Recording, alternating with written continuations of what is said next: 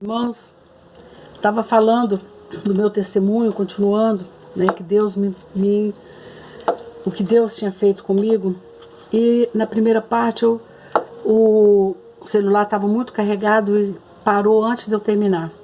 Mas eu quero continuar aqui, eu fui lá, já descarreguei e eu quero continuar aqui.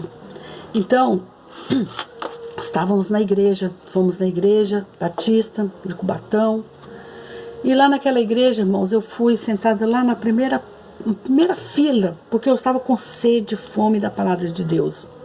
E eu queria ouvir e queria que meu marido sentisse também a mesma coisa. Mas a minha filha era bebê, começou a resmungar, começou a chorar. E infelizmente a pessoa que estava lá na frente não tinha tanta sabedoria. Ele pediu que a gente se retirasse com a criança ou então sentasse no banco lá de trás. Meu marido falou assim, não, você fica aqui porque você quer ouvir o que ele quer falar, eu não quero. Pegou a minha filha e foi lá para fora e ficou lá fora. Terminou o culto, a minha sede era tão grande que eu queria que os irmãos pegassem na minha mão, me abraçassem, me cumprimentassem. Parece que eu me tornei invisível para aqueles irmãos. Nenhum irmão me cumprimentou, nenhum irmão chegou perto de mim. Eu tornei invisível, fiquei invisível. Hoje eu reconheço, hoje eu sei que foi o inimigo que fez isso. Fomos para casa reclamando, meu marido jogando na minha cara, aquele que é o povo que tem amor, aquele que é o povo que recebe, aquele que é o povo que você falou, que mandou sair fora com a minha filha, esse é o povo que você falou, essa é a igreja que você quer que eu venha. Lembra quando nós chegamos lá no centro, que eles vieram, pegaram a nossa filha, cuidaram dela, nós ficamos à vontade. Lembra lá no centro, quantas pessoas vieram te abraçar, te receber, e aquilo foi entrando na minha cabeça, o diabo falando, e eu deixando dar lugar para o diabo, e eu falei, tudo bem, amanhã nós vamos voltar lá no centro. E nós voltamos.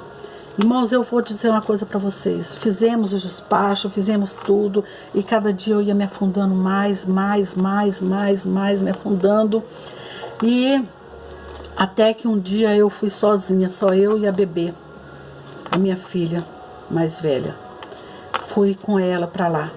Chegando lá, aquela mãe de santo, ela falou assim, hoje nós vamos desenvolver. Você está disposta? Eu falei, estou disposta. Se eu fui procurar a Deus e aquilo, então aquelas palavras que o amor de Deus nos separa, aquilo não é verdadeiro, então. E eu fui, irmãos, eu vou falar uma coisa para vocês. Ela me levou para uma sala onde tinha o cimento vermelho encerado, que era bem vermelhinho, chegava a brilhar. Tinha um altar com todos os demônios ali, forrado com a toalha branca. E ela começou a me vestir roupas daqueles guias lá. Colocou um véu no meu rosto, colocou um monte de colares. E ela começou, quando eu vi aquilo, eu comecei a ficar com medo. E eu olhava para o chão assim, aquele chão, ele era um cimento vermelho, encerado, bem limpinho, bem brilhando, que a gente viu o reflexo lá. E aquele cimento ele começou a virar uma lama. Não sei se os irmãos conhecem lama de esgoto, lama de mangue, aquela lama preta. Aquele cimento foi se derretendo e foi aparecendo aquela lama preta. E aquela lama foi subindo. E eu olhava para aquilo e falava, meu Deus, o que é que eu estou vendo?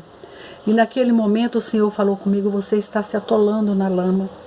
Você está rejeitando a salvação que você tem. Você está voltando ao lamaçal. E quando essa lama te cobrir, não há mais jeito. Irmãos, aquilo veio aquela voz na minha cabeça, e aquela voz vinha e eu comecei a falar, Senhor, tem misericórdia de mim. Eu lembrei das orações do meu avô, que ele falava assim, aonde você estiver, Deus te ouve. Eu não sabia que era o Salmo 139. Ele falava, você pode ir até no inferno e lá você clamar que Deus te ouve. Você pode estar se afogando lá dentro do rio, no fundo das águas, e Deus está te vendo e Ele te ouve. Você pode esconder aonde você quiser esconder, mas da presença de Deus você não esconde. Ele me chamava de Dolarice. Ele falava, Dolarice Maria de Jesus. Você não tem para onde esconder e correr de Deus. Aonde você for, Ele vai te achar. Você pode ir até no inferno, que Deus vai te achar. Porque você é de Deus. Você é diferente. Você tem um chamado que Deus, que só eu vejo esse chamado em você. Você é diferente de todo mundo, Doralice. E eu vou te falar uma coisa. Aonde você estiver, você pode estar fazendo qualquer coisa errada, que Deus não vai deixar você cair. Ele vai te segurar. E ele estava falando ali para mim do Salmo 139. Para onde me correrei do teu Espírito, Senhor? Para onde fugirei? Para onde eu estarei? Mesmo se eu estiver lá no centro de Macumba, ali o Senhor está comigo, o Senhor abriu os meus olhos e me mostrou. E eu comecei a clamar ao Senhor: Senhor, tem misericórdia de mim. Senhor, tem misericórdia de mim. Senhor, não deixa que esse demônio entre no meu corpo, porque eu lembro que o meu avô falava que o meu corpo é templo do Espírito Santo, que eu não podia fazer nada errado, porque o Espírito Santo de Deus habitava em mim. Então, Senhor, se ele falava isso, ele era uma pessoa que tinha comunhão com o Senhor, ele sabia. Então, o Espírito Santo de Deus, se você está aí dentro de mim mesmo, coloca uma barreira de bronze, não deixa que esse demônio entre no meu corpo. E comecei a clamar: Senhor, cobre-me com teu sangue, me perdoa por eu estar neste lugar. Senhor, em nome de Jesus, não deixa que o inimigo entre no meu corpo, não deixa que eu seja sujada, que o meu corpo seja imaculado com demônios. E comecei a orar, e ali aquela lama foi descendo, foi abaixando, foi abaixando, foi abaixando, e eu continuei clamando, clamando, clamando pelo sangue de Jesus. O sangue de Jesus tem poder sobre a minha vida. E naquele momento o demônio falou assim: não tem como entrar nela, porque existe uma parede, um muro de bronze separando. Manda ela voltar para onde ela estava, senão eu vou matá-la. E naquele momento eu falei: glória a Deus, aleluias, glória a Deus, obrigada Jesus, obrigada Jesus, obrigada Jesus. E aquela mulher foi tirando aquelas roupas de mim, mas ela estava muito irada. E eu falei: Deus sabe todas as coisas. Ela falou assim: não, você tem que se preparar. Você vai levar esse despacho aqui, vai fazer para você se preparar, porque você é uma médium e você é daquelas das boas. Eu saí dali, peguei a minha filha, peguei aquele papel, rasguei, joguei pela fora do ônibus, pela janela do ônibus, aquele despacho, aquela folha que ela tinha escrito, em cima daquela ponte do casqueiro que liga o casqueiro para o centro de Cubatão. Joguei fora e cheguei em casa e comecei a ler a palavra de Deus. E eu não tinha muita experiência com Deus, porque eu estava muito tempo fora. E eu fui lá no Salmo 91 e comecei a ler: aquele que habita no esconderijo do Altíssimo, a sombra do Onipotente descansará. Direi do Senhor: Ele é o meu Deus, o meu refúgio, a minha fortaleza, e nele confiarei, porque Ele me livrará do laço dos passarinheiros, nenhuma peste chegará à minha tenda. 1000 cairão ao meu lado e 10.000 à minha direita, mas eu não serei atingido, porque o Senhor está comigo. E eu comecei a orar, comecei a clamar e orar e pedir a Deus. E fiquei em silêncio, não falei com meu marido. No outro dia era dia de feira. Eu peguei o carrinho de feira, peguei a minha filha e fui na feira. Quando eu voltei da feira, eu desmaiei em frente numa calçada, e veio uma senhora lá de dentro, pegou a minha filha, segurou e me deu água, me levou para dentro da casa dela. E ali ela falou assim: você quer que eu oro por você? Eu falei: pode orar. Ela falou assim: aqui, você sabe? Eu falei: que lugar é esse? Ela falou: aqui é uma igreja. Era a igreja metodista. E nós temos culto hoje à noite, nós temos culto tal. Falou os horários do culto. E eu falei assim: eu vou vir aqui no culto. E aí eu saí e fui para casa. E eu falei com meu marido quando ele chegou, eu falei: olha, eu achei uma igreja pertinho aqui de casa, e eu vou na igreja hoje. Ele falou: pode ir, eu te levo até lá. Aí ele foi comigo até a porta da igreja, voltou para casa, e aqueles irmãos ali me receberam com tanto amor, mas olha, com alegria tão grande, e já marcaram uma visita na minha casa. E aí, já no final de semana, o pastor e mais uns irmãos foram na minha casa visitar. E o pastor eu recebi o pastor com um cigarro na mão, fumando tal. Ai, eu sou crente, fumando e fumando ali. E falando com o pastor. E o pastor ministrou a palavra na minha vida. Ele me abençoou, ele orou comigo e saiu dali. E eu falei, pastor, eu vou voltar para a igreja, eu vou para a igreja. E eu fiquei indo naquela igreja, irmãos, por muitos dias. E um dia eu estava lendo a palavra, eu estou procurando aqui, mas eu não consigo. É em Coríntios, que fala assim, todas as coisas me são lícitas, mas nem todas as coisas me convêm. Todas as coisas me são lícitas, mas eu não deixo me envolver por elas. Deixa eu ver se eu acho aqui, para mim poder estar lendo para os irmãos. Aqui, ó. Se eu não me engano, é aqui no Coríntios, 1 Coríntios capítulo 12.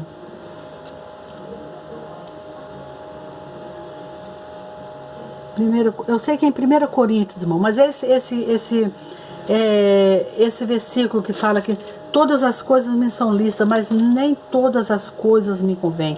Ah, não é capítulo 10, é versículo 10, 1 Coríntios capítulo 10, versículo 22, fala assim, não irritaremos, Senhor, não irritaremos o Senhor. Somos nós mais fortes do que Ele? Olha só, nós devemos irritar a Deus? Nós somos mais fortes do que Ele? Aí ele vem, todas as coisas me são lícitas, mas nem todas as coisas me convêm. Todas as coisas me são lícitas, mas nem todas as coisas me edificam. Irmãos, nesse momento eu estava lendo essa palavra e eu estava fumando. E naquilo o Espírito Santo falou assim, você acha que é lícito você fumar? Você acha que é lícito você, que é o templo do Espírito Santo, que você mesmo falou que era o templo do Espírito Santo, está estragando esse corpo, que é o templo do Espírito Santo? Naquele momento, eu orei e pedi perdão a Deus. E naquele momento, eu apaguei o cigarro e falei assim, eu nunca mais eu colocarei o cigarro na minha boca. E eu não coloquei mais o cigarro na minha boca. Irmão, o meu reencontro com o Senhor, eu quero só para você, para completar tudo. O meu reencontro com o Senhor foi no centro de Macumba. Não foi na igreja. Foi lá no centro de Macumba, aonde eu tive um encontro verdadeiro com Cristo. Então não importa onde você esteja, não importa o que você esteja fazendo, o seu encontro com Cristo, ele já está marcado. É só você abrir o coração e liberar, para que ele venha fazer morada no seu coração. A partir daquele dia eu nunca mais coloquei um cigarro na minha boca. E quando eu vi o cheiro de cigarro, eu me dava ânsia de vômito. Me dava dor de cabeça só de ver o cheiro do cigarro. A partir daquele dia eu fiz um trato com Deus que a minha vida, os meus dias, que toda a minha vida seria consagrada ao Senhor. Irmãos, foi uma luta muito grande, porque o meu marido não aceitou Jesus. Ele ficava me acompanhando, ele me levava na igreja, trazia, me pegava na porta da igreja, trazia. E esse encontro que eu tive com o Senhor foi um encontro verdadeiro. Nós mudamos para Praia Grande e eu falei, meu Deus, como eu vou mudar para lá e agora eu não vou ter a igreja para ir. Mas no dia da mudança, o caminhão de mudança passou em frente a uma igreja. E eu falei com ele, olha aqui uma igreja, eu quero vir nessa igreja. Nós mudamos no final de semana, no outro final de semana nós estávamos nessa igreja. E nessa igreja, a Igreja Batista Bíblica, nós ficamos nessa igreja por muito tempo. E ali eu pude trabalhar muitos anos com a minha amiga, irmã em Cristo, Jacira, com o Celso. Ali nós crescemos junto, eu pude ministrar a palavra de Deus, ser professora da escola dominical, ser líder das mulheres, trabalhar com as crianças, evangelizar. Meu marido me acompanhava todos os cultos. Ele nunca deixou de ir a um culto. Ele ia na escola dominical, ele ia no culto de oração, ele ia no culto público, ele ia nas vigílias, ele ia em todos os cultos. Ele era um verdadeiro crente, mas ele ainda não tinha aceitado Jesus. E a minha luta, irmãos, foi muito grande. Foi uns 4 anos de luta ali. Ele indo para a igreja comigo e ele falava assim, olha, Que hora que começa o culto? Ele sabia que era 7h30. São 7h35 e ainda não começou. Ô povinho que mente. Que hora que vai terminar? Lá para as 9 horas. Dava 9 horas e ainda não terminou o culto. Estão mentindo.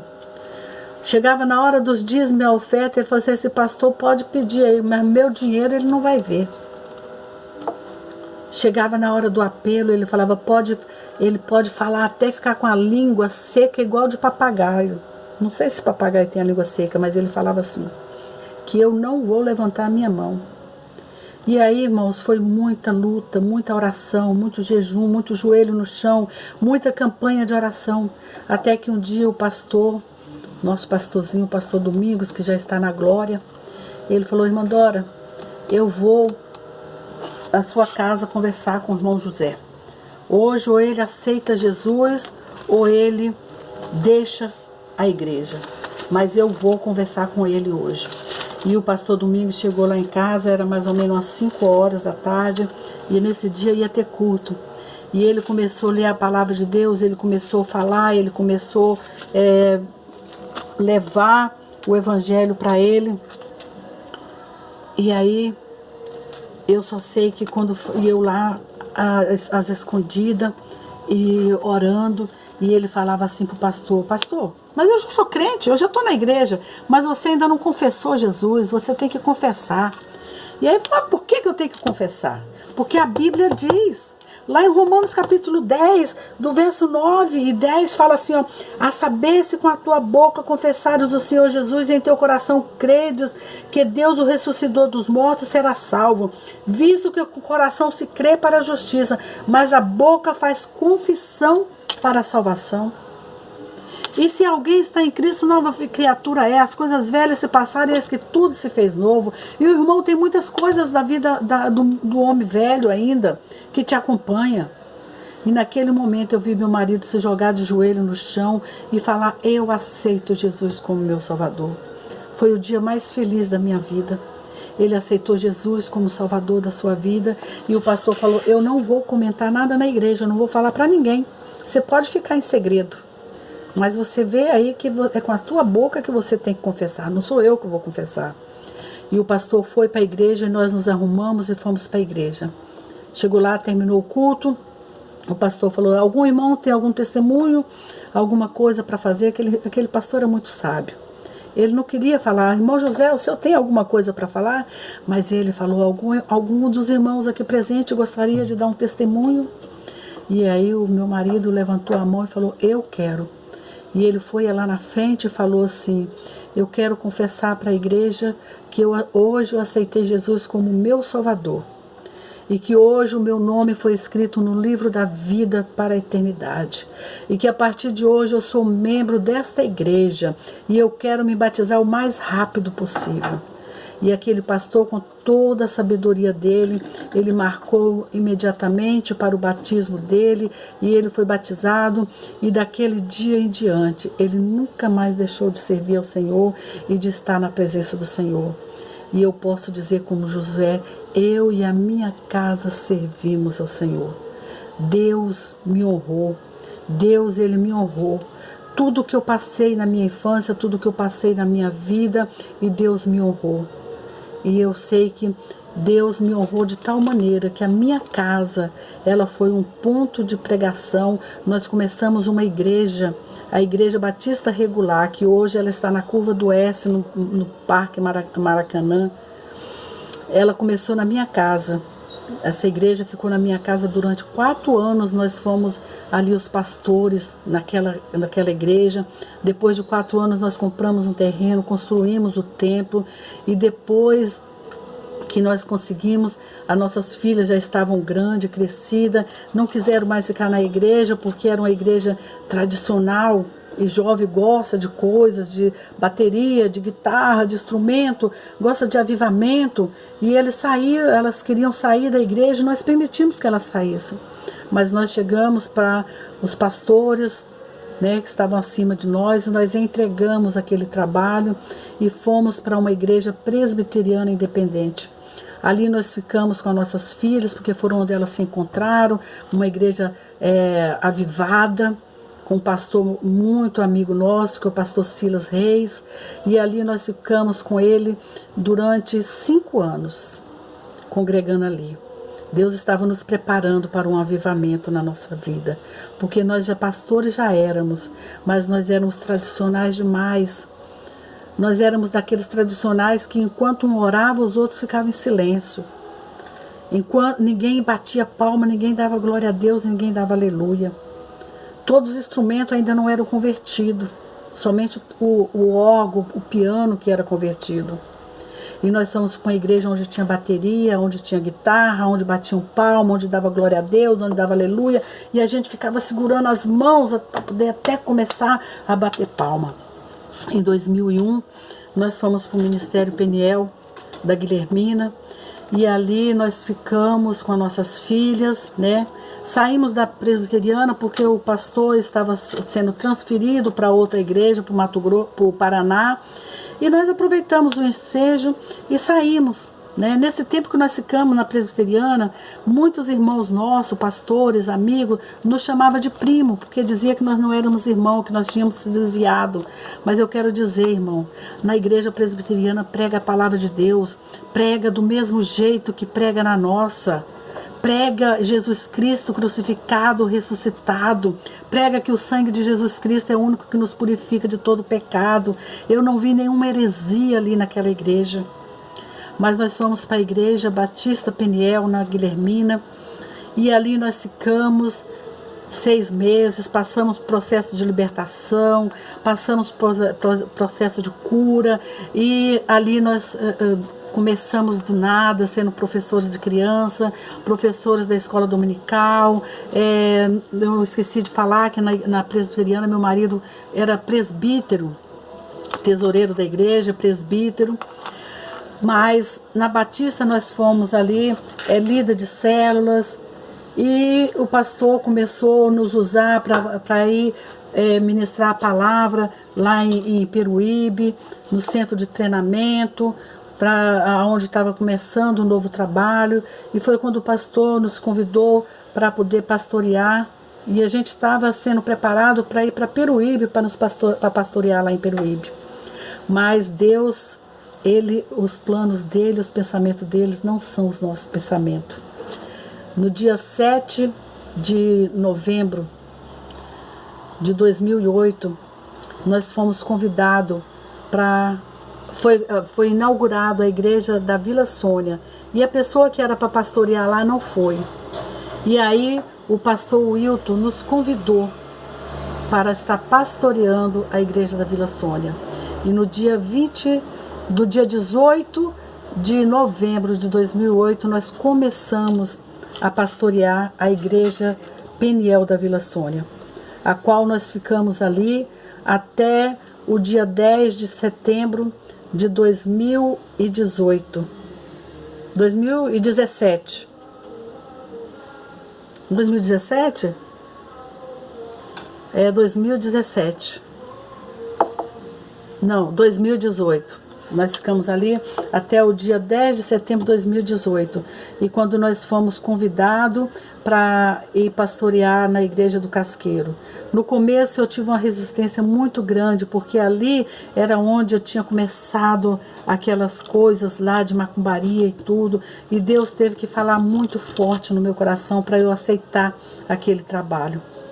E nós aceitamos, e hoje eu quero dizer que eu sou grata a Deus pela igreja do Casqueiro, uma igreja que eu amo. Eu sou apaixonada por os irmãos da igreja do Casqueiro, eu sou apaixonada por aqueles irmãos, sou apaixonada por aquela igreja, sou apaixonada por aquele lugar. Deus tem nos usado ali, e eu sei que Ele vai continuar nos usando, mesmo em tempos difíceis. Deus tem nos honrado ali, e eu louvo a Deus porque Deus nos levou ali para ter um começo. E antes da gente chegar ali, Deus nos mostrou em sonho a Vila dos Pescadores, Deus nos mostrou em sonho aqueles irmãos, Deus mostrou em sonho as dificuldades que a gente ia enfrentar ali. Deus tinha nos mostrado em sonho, tanto para mim como para o meu marido. E eu sei que Deus está nos honrando, e Deus vai nos honrar. Não sei até quando nós vamos ficar à frente do ministério, porque nós já estamos, o meu marido com 62 anos, eu com 61. Então não sei até quando Deus vai nos usar. mas até o dia que Deus quiser nos usar, nós vamos dizer como Isaías: eis-me aqui, envia-me a mim. Não sei até quando vamos ficar no casqueiro. O dia que Deus falar basta e quiser nos levar para outro canto, nós estamos aqui. Nós queremos obedecer ao Ministério Peniel, obedecer ao nosso Deus, o nosso chamado. Onde o Senhor nos chamar, ali iremos nós. Aonde o Senhor nos enviar, ali estaremos. Seja à frente de trabalho ou não, nós estaremos louvando ao Senhor. E eu sei que eu vou servir ao meu Deus até o último dia da minha vida, porque não existe coisa melhor do que servir a um Deus puro, a um Deus verdadeiro, ao Senhor que nos dá recompensa, esse Deus maravilhoso, o nosso Senhor Jesus Cristo. E eu quero agradecer você que ouviu até o final e te dizer: não existe outro caminho que nos leva ao céu. As pessoas dizem que todos os caminhos levam a Deus. Mentira. A palavra de Deus nos diz em João 14:6: eu sou o caminho, a verdade e a vida. Ninguém vem ao Pai senão por mim. Então Jesus Cristo, Ele é o caminho. Ele não é um caminho. Ele é o caminho, o único caminho que leve a Deus. Então que você possa colocar no seu coração o desejo de conhecer Jesus a cada dia. Se você vive longe de Cristo, volte para Ele o mais rápido possível, porque só existe salvação em Cristo Jesus. Aquele que está em Cristo, nova criatura é. As coisas velhas se passaram e eis que tudo se fez novo. Vai vir tribulação? Vem. Vem dificuldade? Vem. Mas com Cristo no barco, tudo vai muito bem. Ah, tem mais. Depois que eu voltei para Jesus, que eu me arrependi dos meus pecados, eu perdoei a minha madrasta, que é minha mãe querida, que eu amo demais, que eu tinha ódio, e aquele ódio que eu tinha por ela, ele se transformou em amor, muito amor, muito amor. Eu amei e amo a minha mãe com todo o meu coração. E eu quero dizer que eu não tenho mágoa no coração dela. Eu tenho a dizer que se eu estivesse no lugar dela, eu faria todas as coisas que ela fez. Sabe por quê, irmãos? Eu tenho que agradecer a Deus que a minha mãe, a minha mãezinha querida, que me mostrou que esse aqui é a palavra de Deus. Eu devo a minha salvação à minha mãe, que me levou para a igreja, que me mostrou o caminho. Se eu tivesse, irmãos, coloca-se no lugar dela. Eu quero deixar um conselho aqui para você que é madrasta, para você que casou com um viúvo que tem filhos, para você que casou com um divorciado que tem filhos. Não menospreze os filhos deles. Não jogue ciúme, não tenha ciúme deles. Sabe? O erro não foi eles que erraram. O erro não está neles. Não coloque seu ciúme neles. Não menospreze eles. Não despreze eles. Não trate eles mal. Trate eles com amor. Porque eles não têm culpa do erro dos pais. Ele não tem culpa se a mãe morreu e se você foi a segunda esposa. Ele não tem culpa se a mãe e o pai se separaram e você é o segundo cônjuge dos pais deles. Eles não têm culpa. Então trate eles com amor, com carinho. Se você tratar eles com amor e com carinho, eles também vão te respeitar e te tratar com amor e com carinho. E eu quero dizer que eu amo a minha mãe. Eu amo a minha mãe e eu sou grata a Deus pela vida dela. Eu sou grata a Deus porque ela me ensinou o caminho que eu devia seguir. Não despreze os filhos do seu cônjuge. Trate eles como seus filhos. Se Deus te colocou eles para você, para cuidar deles, para educar, seja a mãe, seja o pai que eles precisam. Dê o amor e o carinho que eles precisam. O amor que você tem por seu marido, pela sua esposa, é diferente. Saiba dividir esse amor, não tenha ciúme, que o amor de Cristo possa invadir o seu coração e você possa ser uma excelente mãe, um excelente pai para esse filho que está sem pai, para essa filha que está sem mãe e sem pai. Que Deus te abençoe a sua vida em nome de Jesus.